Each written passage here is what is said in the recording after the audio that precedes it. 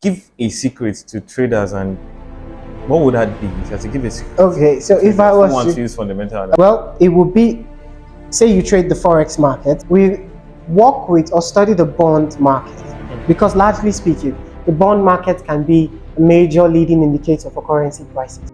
If you study the bond market, they tend to hint as to currency prices, and then the bond of the currencies that you trade.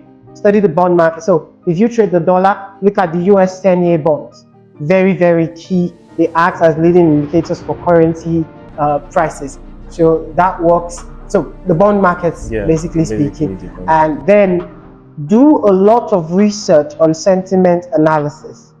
When you do a lot of research on sentiment analysis, that helps. And one of the other things that has helped me so far is when you want to become good at fundamental analysis, when you are studying or watching the concepts, some of the things we have mentioned, when maybe like I used to watch CNBC, I would go to Bloomberg, I didn't understand most of the things I would read, I kept reading. It took me a while, and then go back, test when it happened, how did the markets react?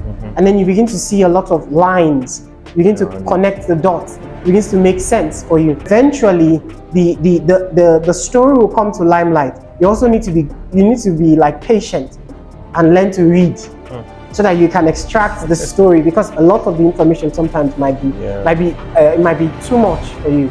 But when with time you begin to filter what matters per time, per season. So there are some specific indicators I'm not looking at now, but when the tide changes, I will stop looking at some of the ones I'm looking at and start looking at this one, and I compile the data. And I tend to build a chart for it itself and see where we could likely be moving forward to.